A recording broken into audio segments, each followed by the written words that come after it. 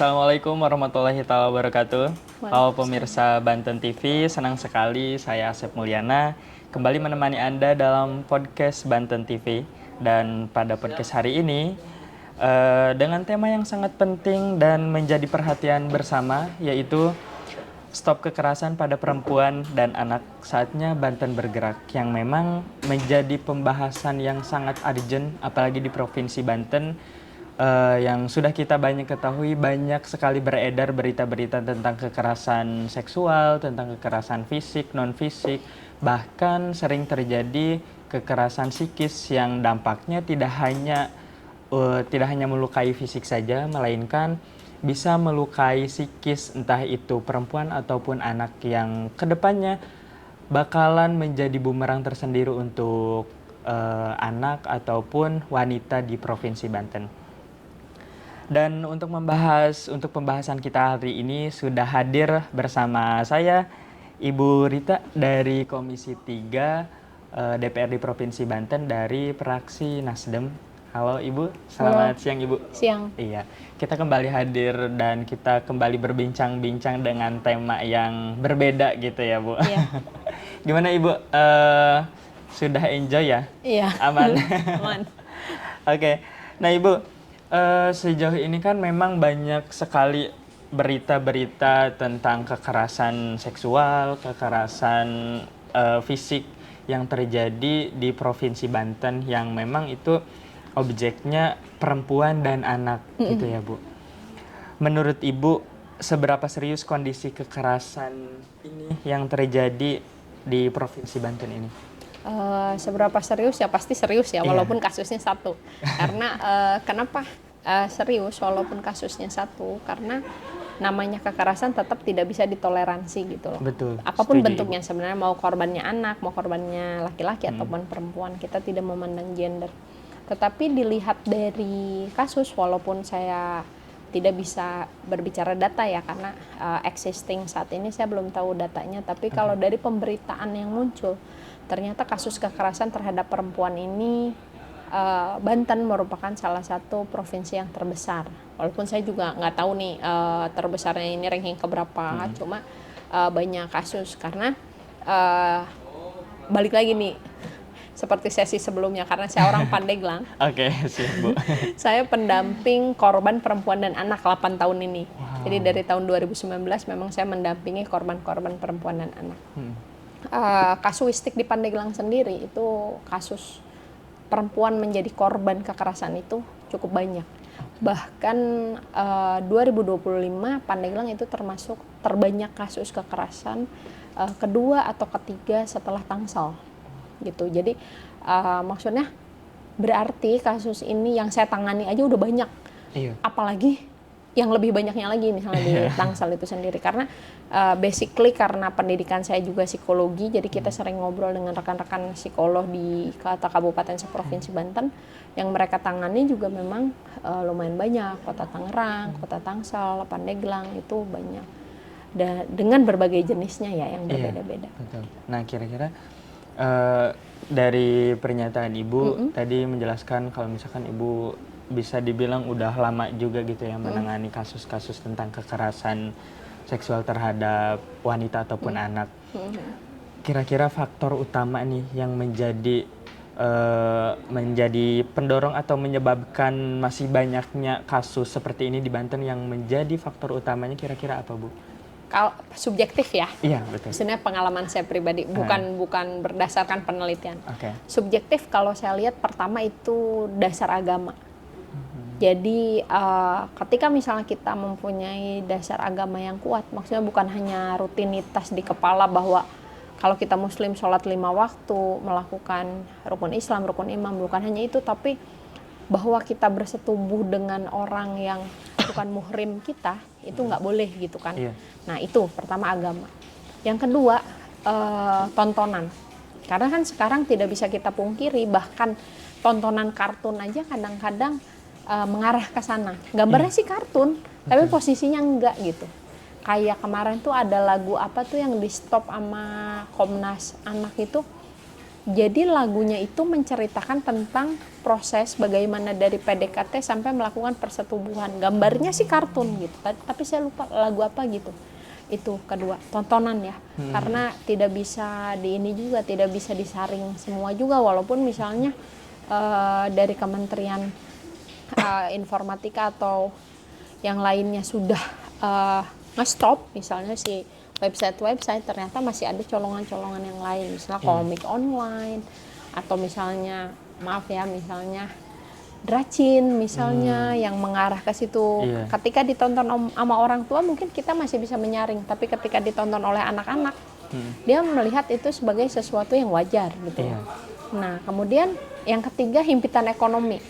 Himpitan ekonomi mungkin gini, secara biologis ada laki-laki yang memang sudah matang, yang sudah siap untuk membuahi. Ternyata karena tuntutan ekonomi sekarang dia belum bisa menikah, misalnya karena misalnya nikah ini mahal, apalah misalnya.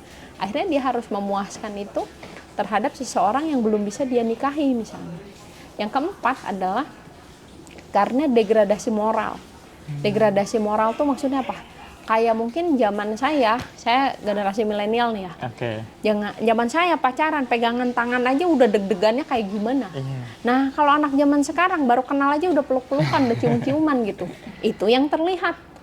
Mana yang tidak terlihat? Karena banyak kasus ternyata terjadi di persetubuhan itu di bawah 18 tahun tuh faktornya karena suka sama suka. Karena pacaran zaman sekarang itu arahnya ke sana gitu. Memang tidak semuanya, tapi itu bisa menjadi faktor pencetus terjadinya gitu. Menurut saya ya. Oke, Bu. Nah, kira-kira kalau misalkan kita lihat dari kacamata DPRD nih ya, bagaimana DPRD Banten ini melihat peran keluarga dalam mencegah terjadinya kekerasan ini, Bu?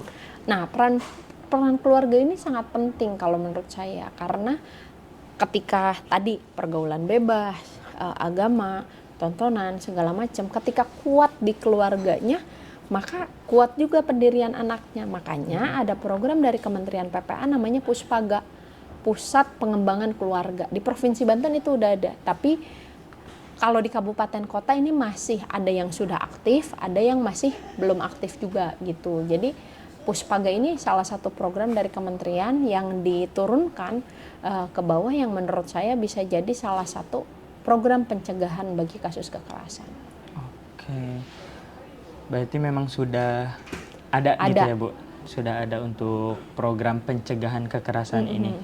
Nah, selain kekerasan fisik yang tadi kita bahas ya, Bu, kekerasan verbal dan psikis juga pun memang sering terjadi gitu ya, Bu.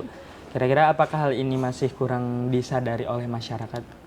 Jadi kalau kekerasan verbal ini dengan kekerasan psikis kayaknya belum disadari bahwa itu adalah jenis kekerasan. Karena kekerasan itu kan sebenarnya ada 5. Kalau di KDRT itu kekerasan seksual, kekerasan fisik, verbal, psikis, ekonomi.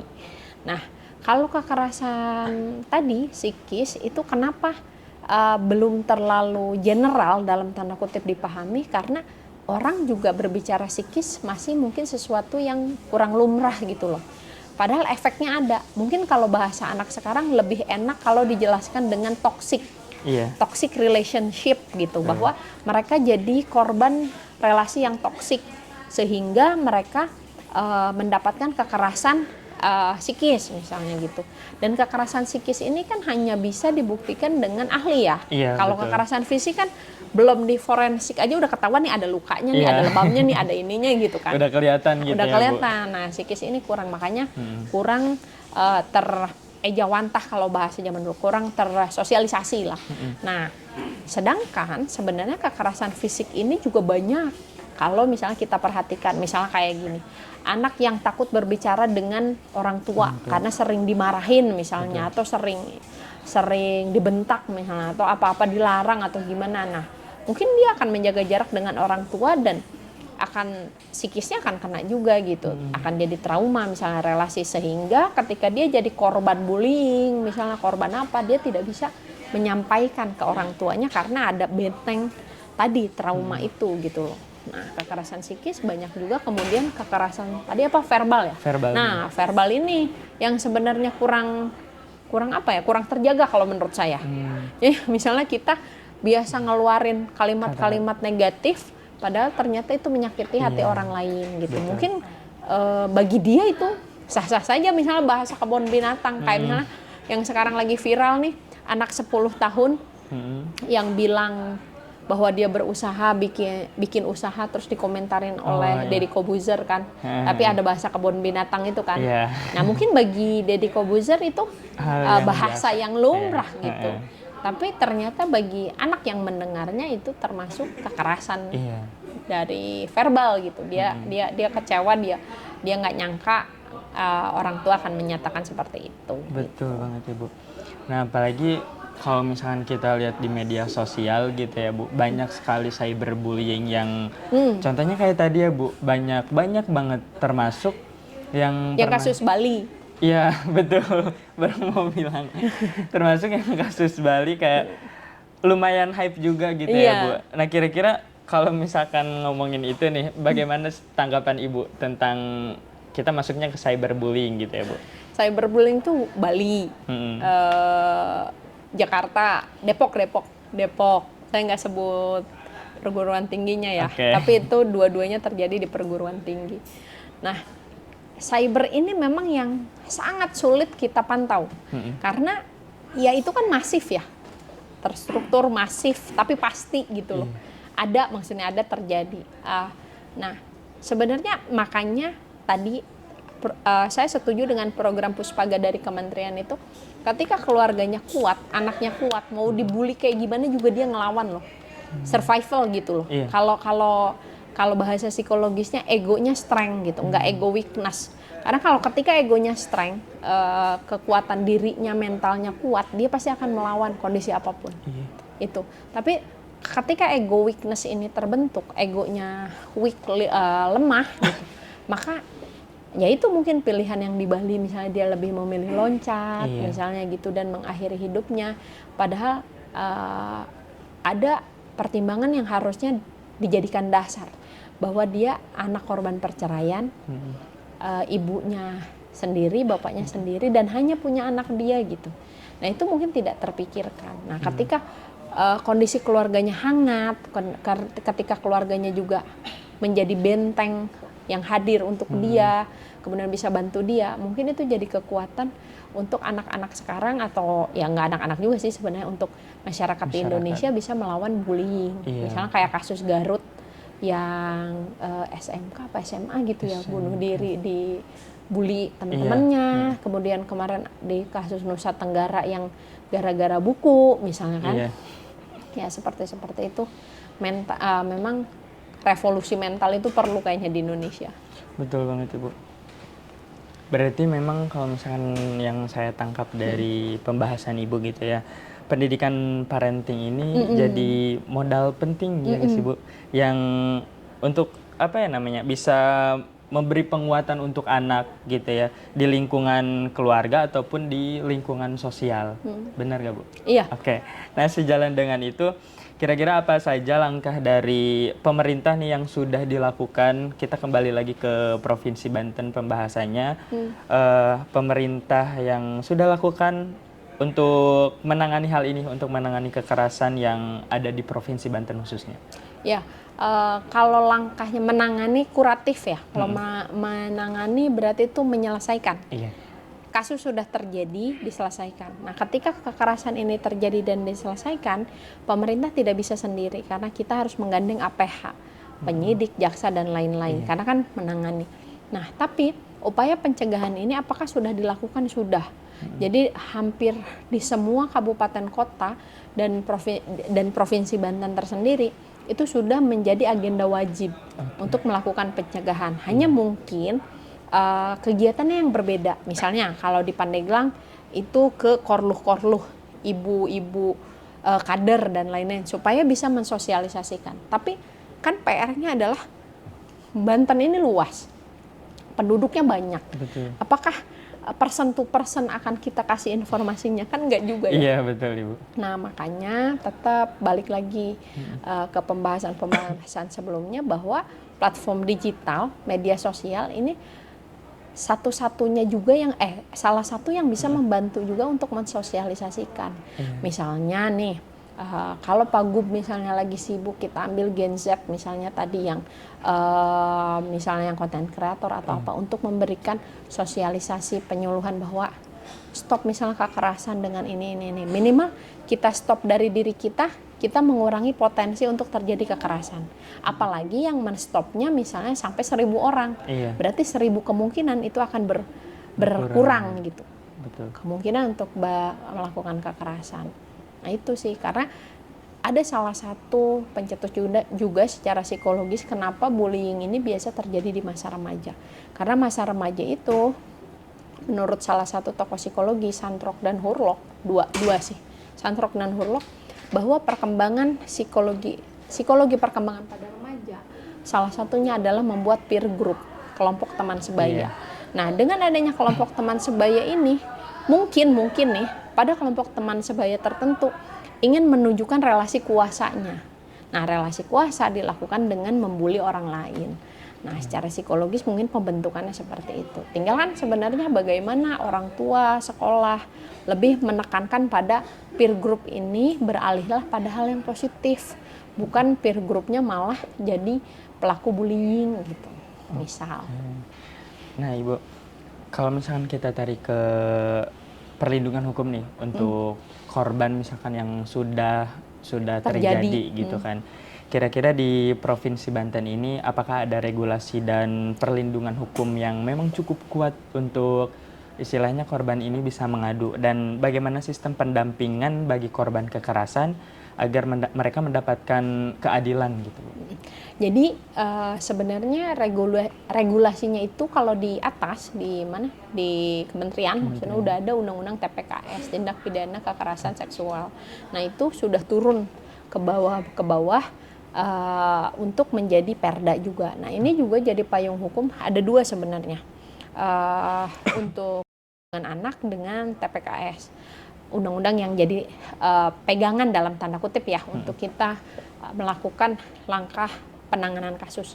Nah yang pertama yang bisa dilakukan itu pilihannya ada dua sebenarnya. Yang pertama, kalau misalnya datang ke UPT PPA di dinas dimanapun berada, maka dia akan didampingin oleh dinas.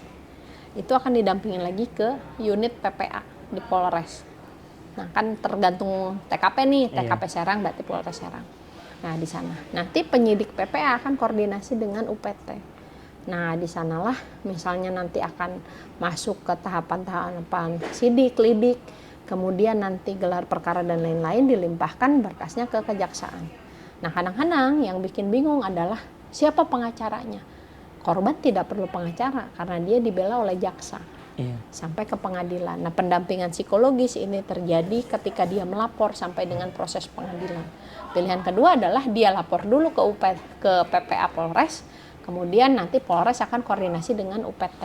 Kenapa harus koordinasi dengan UPT PPA dinas? Karena di situ ada anggaran untuk visum gratis dan lain-lain. Kemudian juga biasanya ada bantuan, tapi beda-beda nih ya. Kadang ada sembako misalnya, ada apa gitu.